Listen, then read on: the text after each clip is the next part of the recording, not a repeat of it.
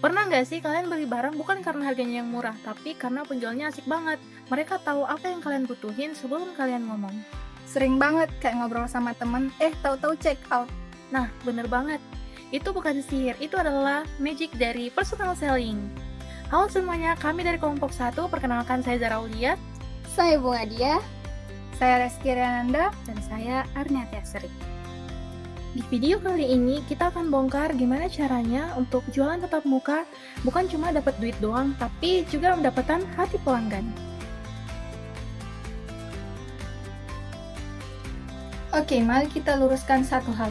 Personal selling itu beda sama iklan di TV yang ngomong satu arah.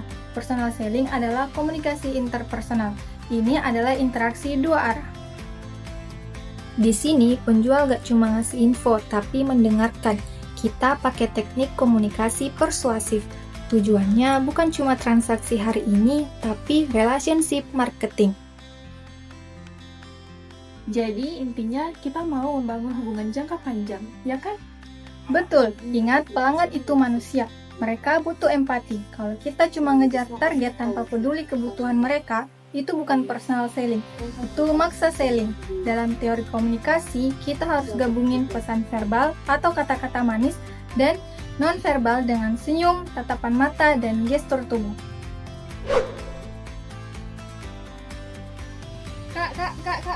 Kak, beli dong kak produk herbal ini. Murah loh kak, diskon 50%. Maaf, saya lagi buru-buru. Kak, beli dong kak, belum ada yang laku nih kak. Nggak butuh, Kak. Kak, sebentar aja kak. Kak. Duh, ngeri banget ya. Itu salah satu contoh fatal dimana nggak ada empati, nggak ada prospecting, main nodong-nodong aja. Supaya nggak kejadian kayak tadi, ada 7 tahapan yang wajib dilakukan seorang professional sales. Nah, kita akan praktekkan secara langsung. Sebelum ketemu, kita harus prospecting, mencari siapa yang butuh dan pre-approach. Kepoin calon pelanggan, jangan asal tembak. Oke, target saya Ibu Arniati, pengusaha muda, sibuk tapi peduli investasi syariah. Saya harus siapin data yang relevan. Permisi. Selamat siang Ibu Arniati ya. Saya Bunga.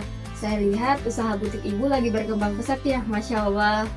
Iya, siang Mbak Bunga. Alhamdulillah, lagi main sibuk nih. Lihat, first impression itu kunci. Sopan dan nyambung. Karena Ibu sibuk, pasti Ibu pusing ya mengatur arus kas usaha sambil misahin zagatnya. Nah, kami punya nih Bu aplikasi yang bisa auto calculate itu semua. Jadi Ibu bisa desain baju, urusan perhitungan biar sistem yang kerja. Bunga pakai teknik storytelling. Dia gak jual fitur, dia jual solusi atas masalah Arniati. Wah, menarik. Tapi harganya lumayan mahal ya dibanding aplikasi lain.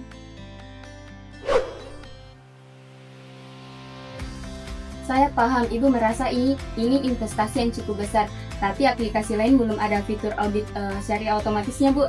Jadi kalau menghitung manual dan salah, itu resikonya lebih besar kan? Nah, dengan harga segini Ibu dapat ketenangan pikiran. Cerdas, dia merespon dengan empati, bukan debat. Bener juga sih, oke deh saya coba. Kalau begitu baik Bu, saya bantu instalasi sekarang ya. Terima kasih Bu atas kepercayaannya.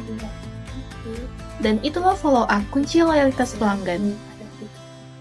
Teman-teman, dari roleplay tadi kita dapat lihat kompetensi apa saja sih yang harus dimiliki seorang salesperson profesional. Yang pertama, interpersonal skill. Pintar ngomong tapi harus lebih pintar mendengar. Yang kedua, product knowledge. Harus hafal di luar kepala apa sih yang dijual. Dan yang ketiga, etika dan kejujuran. Jangan bohong cuma demi closing karena profesionalisme itu jangka panjang. Jadi, kalau kita sopan dan jujur, maka pelanggan akan nyaman dan rasa nyaman itu mahal harganya. Tapi zaman sekarang orang kan malas ketemu tatap muka, terus gimana dong? Tenang, personal selling itu adaptif. Sekarang ada yang namanya hybrid personal selling. Kita pakai teknologi. Halo Kak Rizky, sesuai janji di WhatsApp, saya mau share screen katalog terbaru kita ya. Ini bisa dilihat detailnya. Jelas banget gambarnya. Lihat, walaupun kayak Zoom atau sosial media itu cuma alat, intinya tetap sama, sentuhan personal. Respon harus cepat, bahasa di chat juga harus sopan, Jangan disingkat-singkat yang bisa bikin bingung. Betul, CRM atau Customer Relationship Management itu membuat kita untuk mengingat data pelanggan. Jadi, pada saat kita ngecek pelanggan, kita nggak akan lupa nama dan juga riwayat belanja mereka.